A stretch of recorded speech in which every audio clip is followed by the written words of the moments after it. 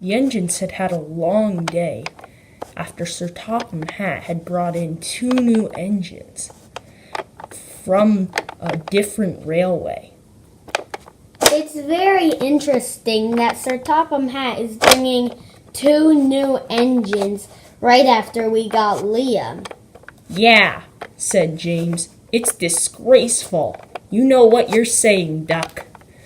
I wouldn't say it's disgraceful.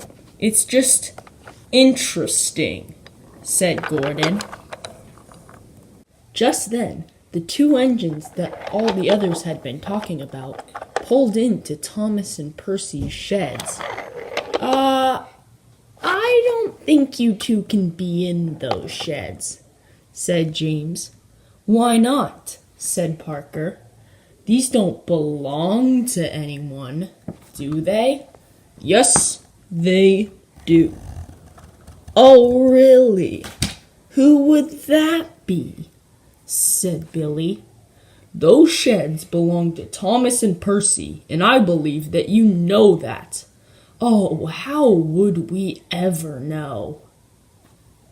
I would suggest you to leave.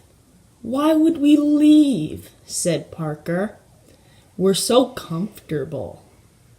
The nerve of you some engines, said James. You mean the nerve of some of you engines? Whatever, said Edward. Just let them be. I'm sure Thomas will be fine. Percy'll be fine. Everything will be fine. No, said James. We have to get them out of here. They're intruding. These sheds don't belong to engines just because they were here before us, said Parker.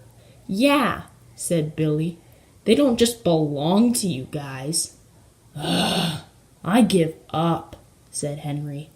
I'm going to bed. And Henry pulled into his shed. Just then, Thomas and Percy rolled up to the sheds. They were horrified to see what was going on.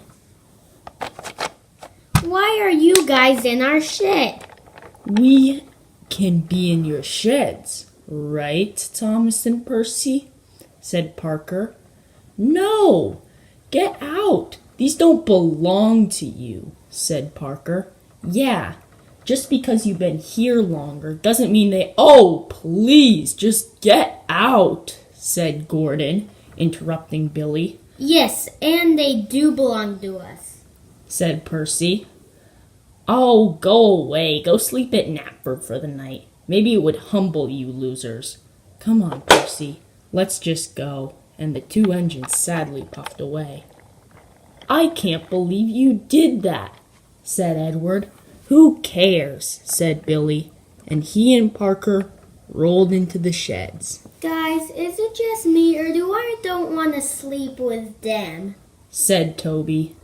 Me neither, but I still want to stay with you guys, said Edward. Same. I'll just stay here for the night, said Gordon. Just then, after switching around on the turntable, Thomas and Percy pulled into Knapford Station to stay the night. Well, I say, said Oliver. Thomas, Percy, it's really good to see you both. But why are you here at Knapford Station so late? You 2 don't have any silly trains to pull, do you? Those 2 new engines, Parlor and Barfy, took our places in Tim's sheds. I think you mean Parker and Billy? Yeah, that's right. Why did they take your spots in the sheds? We don't know, said Thomas. They just were there when we went there. Oh, don't think anything of it. I'm sure the engines tried to stop them. I would hope so, said Thomas. Is it okay if we stay here for the night? Not a problem, said Stanley. Come join us. Thomas quickly uncoupled from the back of Percy and switched onto the other line. Glad that you're here with us, Thomas and Percy. Welcome to where we stay at Knapford Station. The next morning, James sat on the turntable, waiting for Billy or Parker to wake up. All right, that's it, said James. "I wanted to speak with them, but they won't get out of their sheds." James tooted a long and loud whistle. "Ugh, fine, what is it?" said Parker. "There you are," said James. "Now please, let's talk about what you did last night." "I don't care," said Parker. "Now move." James was flattered and started to back up.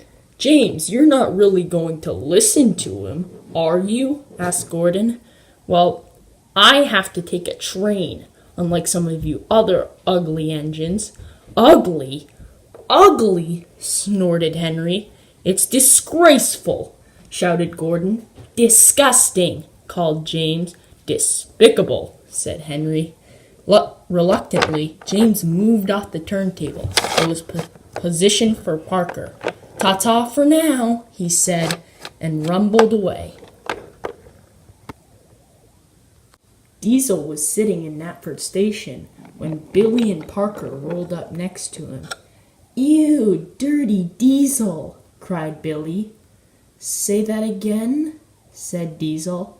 "I said, if you couldn't hear me, you're probably deaf from all the years you've been here. Ew, dirty Diesel!"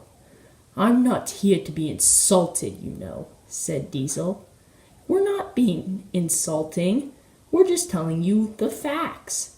These facts are wrong, you know," said Diesel. "I'm out of here, and that's that." "Okay, pop goes the Diesel." Diesel ran right back up. "What did you say?" Nothing," said Billy, and he rolled away. Parker and Billy rolled into the yard, where Toby, Smudger, and Duncan were. "So that's what the narrow gauge railway looks like?" said Billy. "Don't you start it," said Smudger. "You'll get it."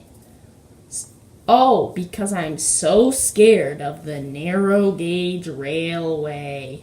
"Spooky," said Billy. Don't say that about our railway," said Duncan. "Oh, I know a lot about you," said Billy. "I hear you like to rock and roll." "We don't talk about that," said Duncan. "And I hear that one of your engines likes to hide in tunnels." Hey, how dare you disrespect Henry? "Henry likes to hide in tunnels?" said Billy. "I was more or less talking about that tiny green engine."